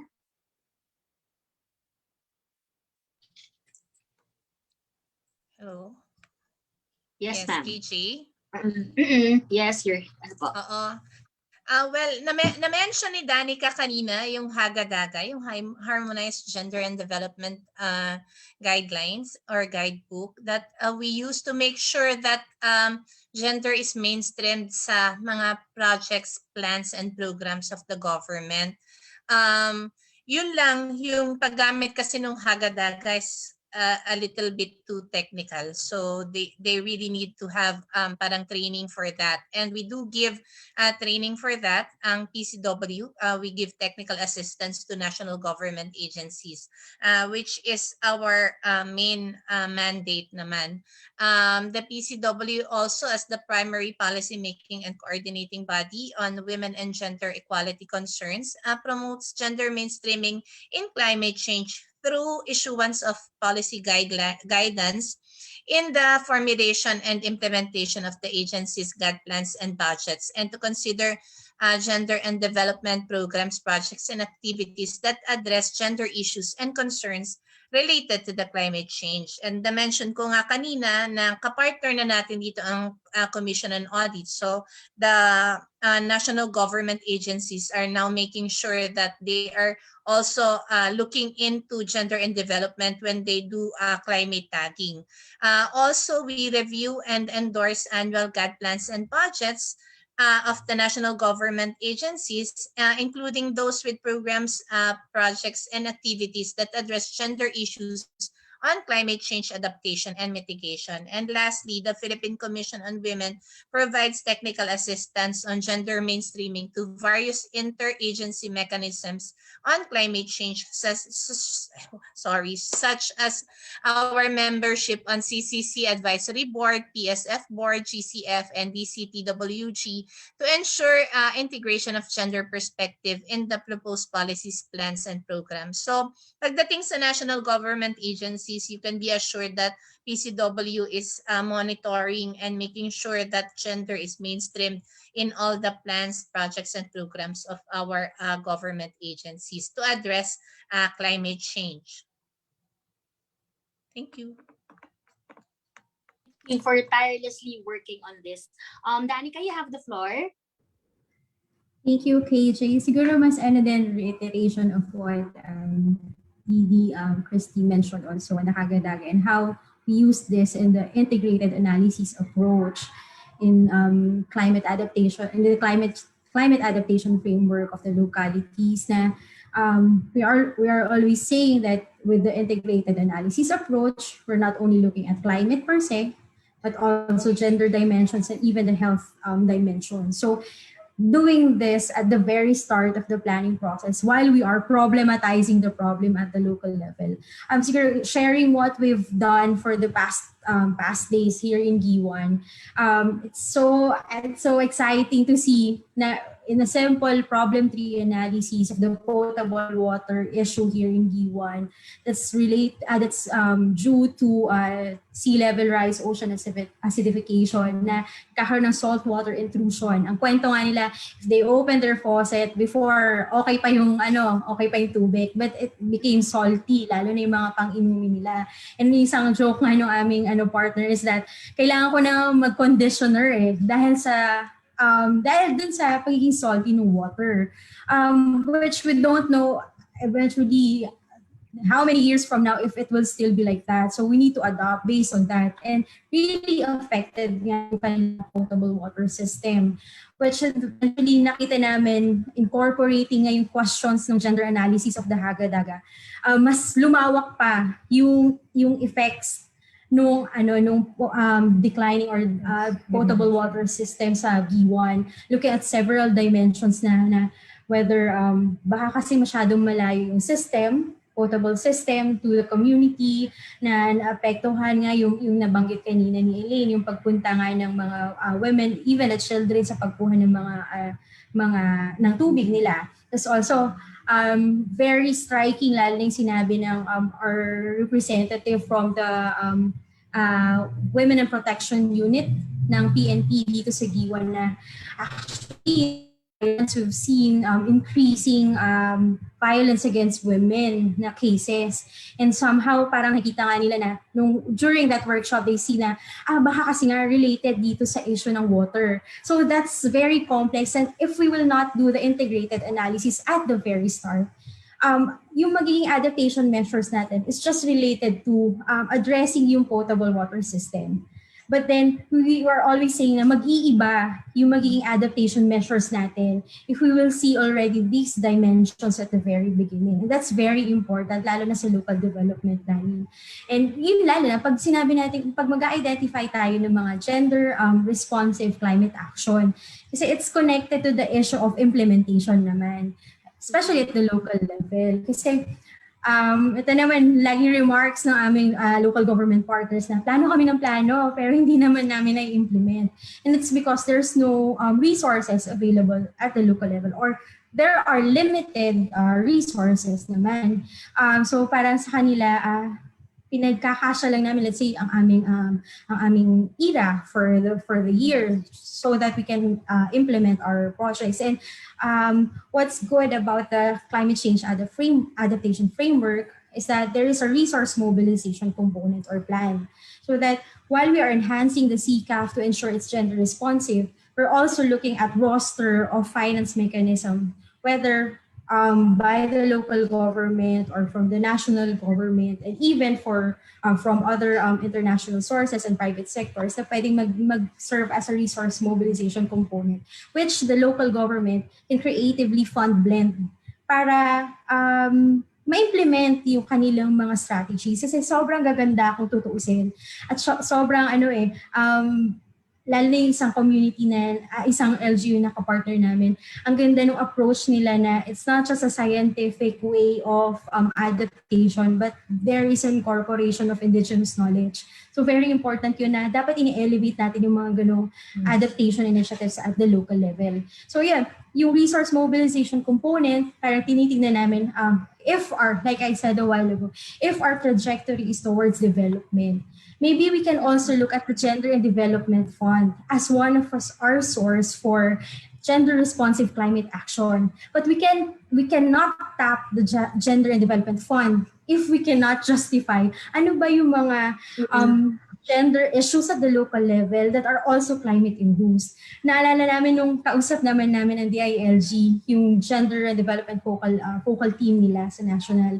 Sabi nila, oo, pwede yan. As long as we are able to justify ano ba talaga yung gender issues at the local level na talagang na-aggravate pa because of the climate issue. So, we're looking at the coming months, sana makita namin dahil timing din dito sa G1. Hindi pa sila nagsastart ng GAD planning for next year. So we will see with the workshops next week and the coming months sa pagbuo ng kanilang enhanced CCAF na meron ng gender and development plans. So, siguro just to add dun sa sinabi din ni Danica, no? Again, still in the integrated analysis approach, and and having a more long-term parang development perspective to that, this integrated approach or this integrated analysis would require parang yung regular conduct of that. No? So it's not a one shot deal. No? Parang if we want to really capture yung current realities that we know in the case of climate change, there's committed climate change, and so the impacts,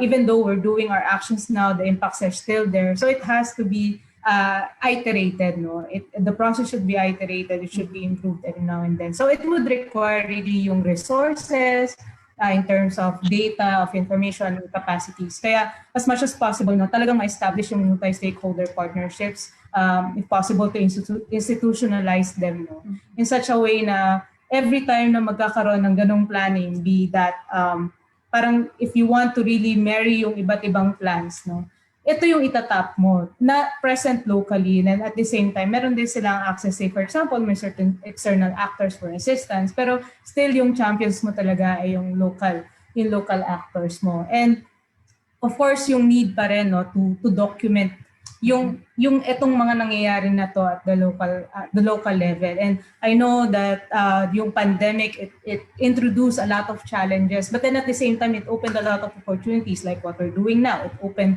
a bigger platform for communication. But then again, yung access nga to internet, maybe it's another issue and that needs to be resolved. Kaya naman, kailangan din talaga na magtulungan. But then there are ways that we can amplify, no, and tell these stories that, you know, these should be the stories informing yung mga discussions at the national and international level, and even yung plans. Siguro dugtong din sa resource mobilization, no.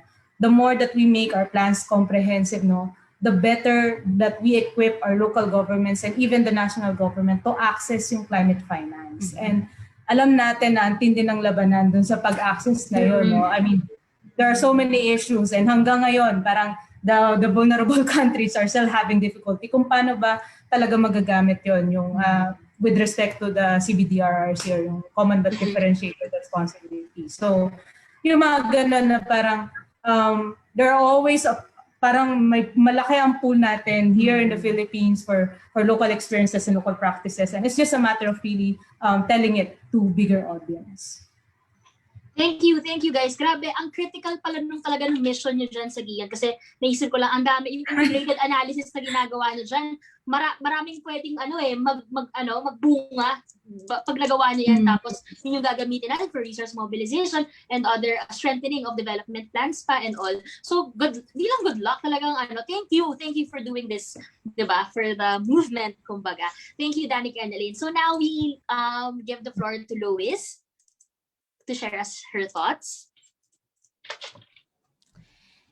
Hello. So, yes, I agree with the other speakers that kailangan natin ng gendered action plans. And what I'd like to emphasize on is something na kung nangyari ito, magpo-follow na lahat. So I say give girls priority in education and give them the space to innovate and create. Not just girls, but also non-binaries, because the more diverse a group gets, the more ideas you have, and the more ways you have to solve a problem. And I was actually fortunate enough to have a good upbringing where I had access to quality education. I went to a good school, and I had a family who was supportive of my advocacy. Kaya, ayun, nagagawa ko to.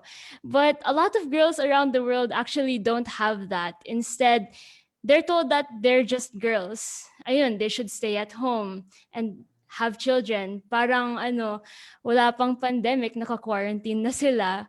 But according to the United Nations Educational, Scientific, and Cultural Organization, or UNESCO, educating girls could result in a massive reduction in emissions of 51.48 gigatons by 2050. So to give you context, 51.48 gigatons is 1 gigaton is 1 billion tons, and 51 gigatons is how much carbon emissions we emit in 1 year. So that's 1 year worth of carbon emissions just by educating women. So yes, my main suggestion in policy change would just be to educate girls and get used to strong women. Thank you, Lois. Ang powerful ng huling message ni Lois. Thank you. At this point, I would like to thank all our speakers, Didi Christine, Elaine, Lois, and Danica, for all your insights, stories, and perspectives that help us understand the intersection of gender equality, women empowerment, and climate action. Actually, for our future Klimatotohanan episodes, I think this platform is open. It's an opening. It's an avenue for our communities na usually walang voice to share their stories, 'di ba? Yung mga best practices nila, milestones in their communities, and we're opening this platform, this Klimatotohanan webcast, para i-share yung mga stories na yon. So I hope that our episode today inspires our viewers to advocate for a fairer and more equitable approach to climate action. So wag po muna alis ang ating mga resource speakers. Meron pa tayong pasabog to end our segment. So KJ? Yeah, we will speak again with our guest speakers in a while. Pero following that meaningful discussion, punta muna tayo dun sa favorite Klimatotohanan portion ng ating mga climate artivists. This artivism segment provides space for climate reality leaders to share their poems, stories, performance pieces, and other climate-related art. Today, we have Dani Madriaga, who will share her climate story, her journey towards becoming climate reality leader and a coordinator for the youth cluster of the Climate Reality Project Philippines. I'm worrying about this world at this time's children. Our world is being destroyed, lives are being lost, human and wildlife alike. It doesn't matter who you are, where you are in life, or what you do. There is space for you. Truthfully, we need you.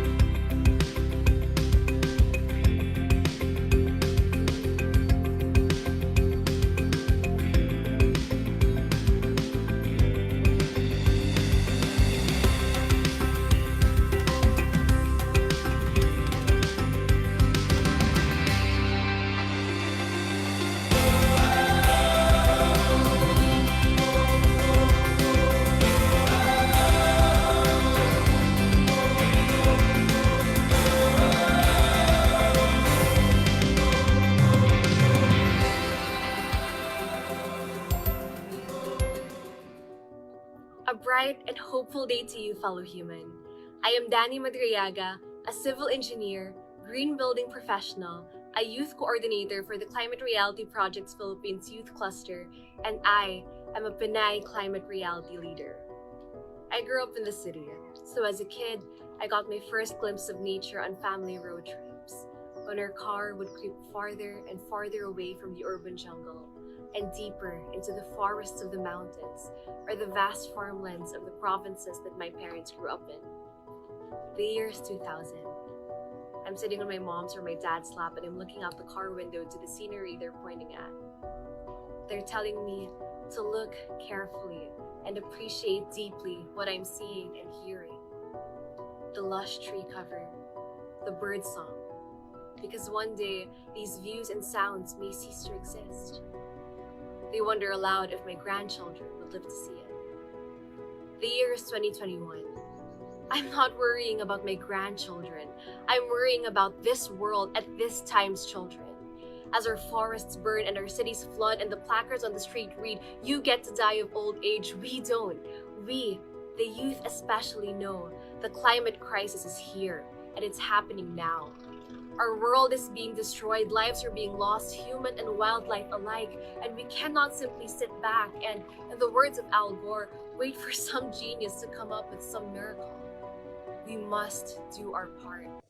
This is why when I saw on my social media on my perpetually listening phone the ad to join the August 2020 global training of the Climate Reality Project, Despite my self-doubt, I took the chance. What followed was 2 weeks of immense learning, passion sharing, and community building.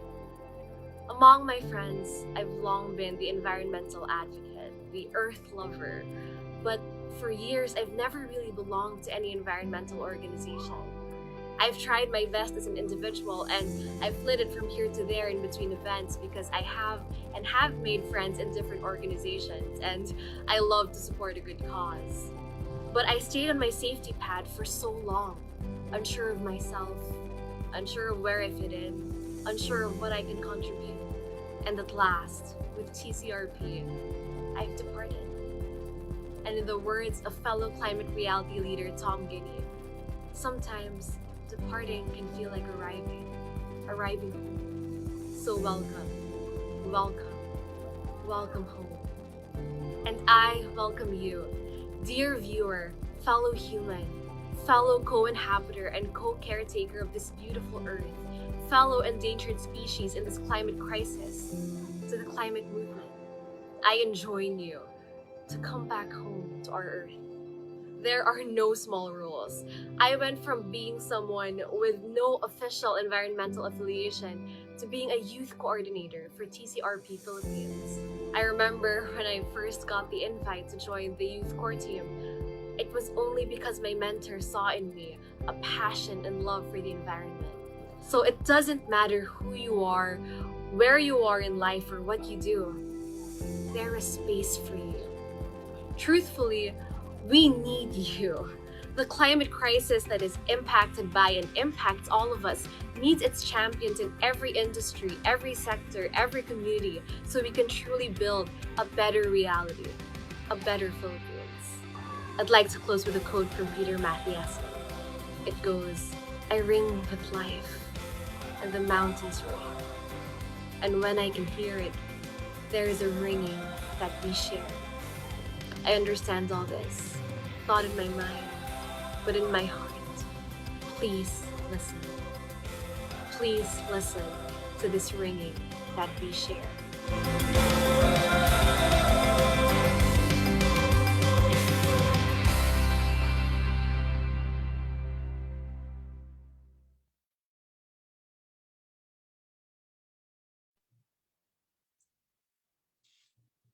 That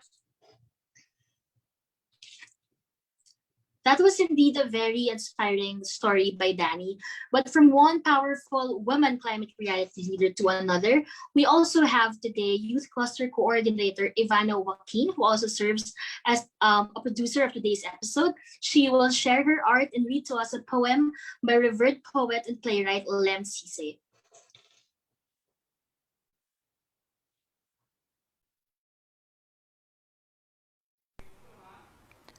What If by Lem Sise. A lost number in the equation. A simple, understandable miscalculation. And what if, on the basis of that, the world as we know it changed its matter of fact? Let me get it right. What if we get it wrong? What if we weakened ourselves, getting strong? What if we found in the ground a file of proof? What if the foundations missed a vital truth? What if the industrial dream sold us out from within?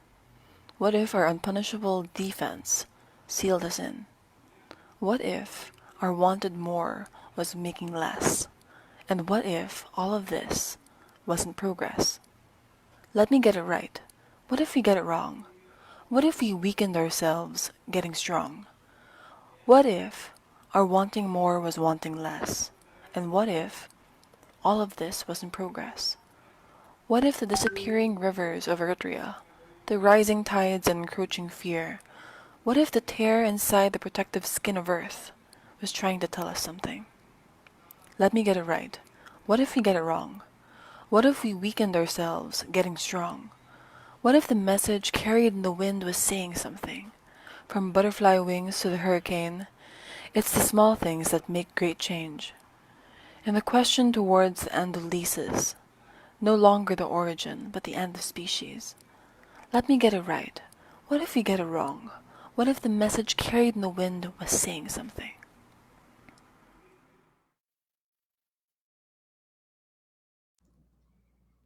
Thank you so much, Ivana and Danny. So Ivana is also here. If you could just show your support, um, give her a heart or a clap reaction. Thank you so much for our youth coordinators, Danny and Ivana. Yep.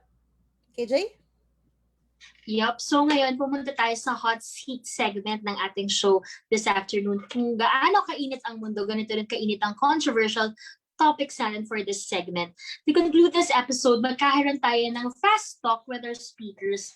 We will flash on the screen some controversial statements said against women, and we would like to ask our guests to give a short but fierce response, comment, or reaction. Yay. So may we just request our guest speakers to please open your cameras. So ayan. Ready na ba kayo? Okay. Our first controversial statement is a woman who rejects motherhood, who refrains from being around the house, however successful her working life is deficient, is incomplete. Didi Christine? Definitely not. I am a single mother, and I think I have been successful in a lot of things that I have been doing. I even ran for mayor once in my life, although I did win. But I can say that I am not incomplete, and my family life is successful even as a single mom because my daughter is doing well in school, and she is also the other day I heard someone says my daughter has a good heart, and that is the best compliment a mother could ever have.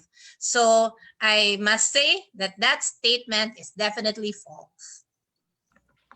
Thank you, Didi Christine. Mabuhay. Mabuhay po.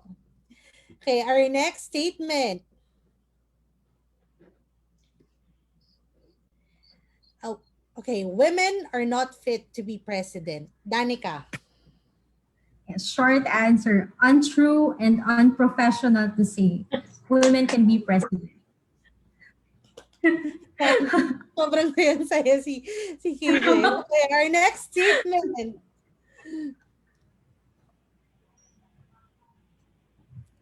When a lady says no, she means maybe. When she says maybe, she means yes. And if she says yes, she's not a lady. Elaine? The problem is not with the lady, but with the person she's talking to nonetheless. What a woman says, she means it, so deal with it. Yes! Go, girl. Tama. Okay, sige. Okay, last controversial statement. On fire. Okay, this is for Lois. So ridiculous. Greta must work on her anger management problem, then go to a good old-fashioned movie with a friend. Chill, Greta. Chill. Si Donald Lois? Trump yung nagsabi nito, di ba? Hindi ko alam. Sige, sasabihin ko na lang, okay, Mr. President. Oh, wait, you're not. Oh! Fierce nga talaga. Thank you. Thank you so much, speakers natin. Very game naman. So, there we have it. Again, thank you, Didi Christine, Elaine, Danica, and Lois for being with us today. Ang dami naming natutunan mula sa inyo, and we enjoyed. Undoubtedly, we need more women to lead the fight against climate change. Let us continue to work together to provide women with more opportunities to contribute to climate solutions in the country. Couldn't agree more, Nas. Aside from our guests, we also thank the production team, our climate reality leaders, and everyone who tuned in for today's show. This has been Klimatotohanan, a fortnightly webcast organized and led by our climate reality leaders to tackle urgent climate issues of today and tomorrow. Why Klimatotohanan? Because we need real talk and real action on the climate crisis. See you again next week. Bye. Bye.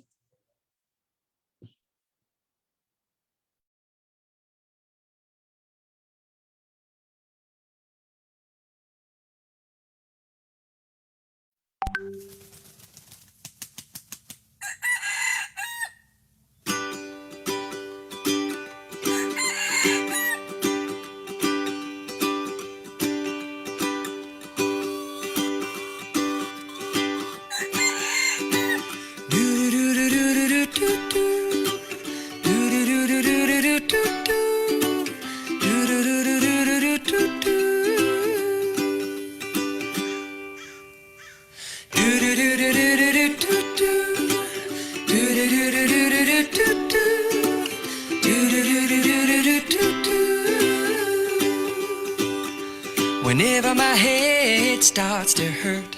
Before it goes from bad to feeling worse, I turn off my phone, I get down low and put my hands in the dirt. I try to stop the world from moving so fast, try to get a grip on where I'm at, and simplify this dizzy life, and put my feet in the grass.